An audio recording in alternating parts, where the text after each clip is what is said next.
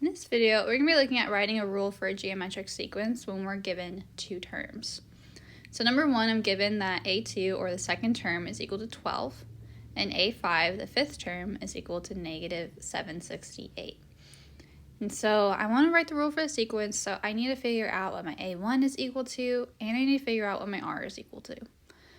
Well, I can go ahead and plug both of these points into my form for the rule, which again is an is equal to a1 r to the n minus 1.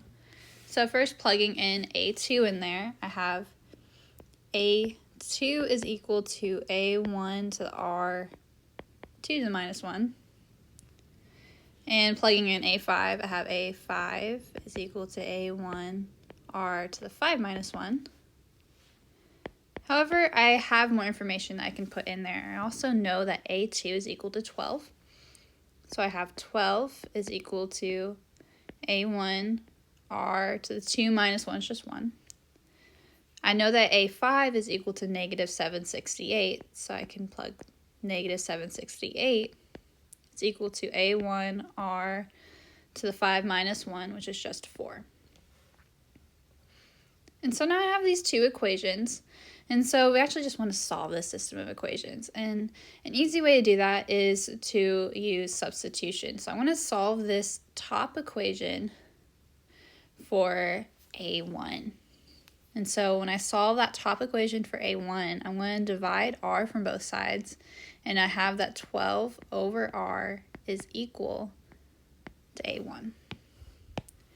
And now with that, I'm going to plug that in for a1 in my second equation. And so when I do that, I get negative 768 is equal to 12 over r times r to the 4th. And now I'm going to solve this equation for r. And so I got negative 768 is equal to 12 over r times r to the 4th. I get 12r cubed. Again, using that quotient rule there, I subtract those exponents. Divide 12 from both sides, and you get negative 64. And now to get rid of that cube, I'm going to take the cubed root from both sides. And when you take the cubed root of negative 64, you get that r is equal to negative 4. So I have my r value. Now I need to figure out what my a1 is equal to. Well, I know that a1 is equal to 12 over r. And I know that r is equal to negative 4, so that means that this is just going to be 12 divided by negative 4. And so a1 is equal to negative 3. And so that means that my equation is going to be an is equal to a1, which is negative 3, times r, which is negative 4, to the n minus 1.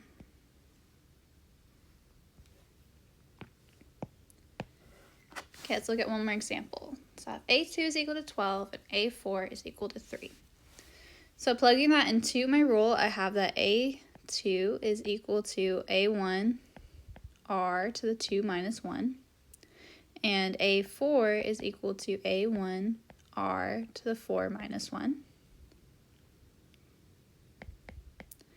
I know that a2 is equal to 12, so this becomes 12 is equal to a1r.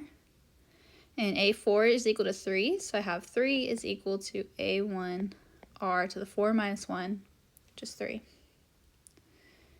I want to get a1 by itself, so I want to solve that first equation for a1. So I need to divide r from both sides, and I get that 12 over r is equal to a1.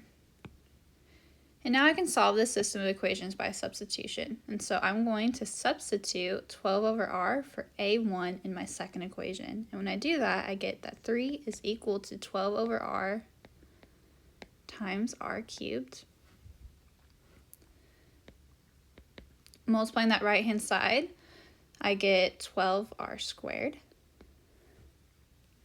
And then dividing both sides by 12, I get 1/4 is equal to r squared. And then taking the square root from both sides, I get that 1/2 is equal to r. So I have my r value. Now I need to figure out what my a1 is equal to. Well, I know that A1 is equal to 12 over R. And I know that R is equal to 1/2. So this becomes 12 divided by 1/2. And so I get that A1 is equal to 24. And so plugging that into my rule here, I get that AN is equal to A1, which is 24, times R, which is 1/2, to the N minus 1.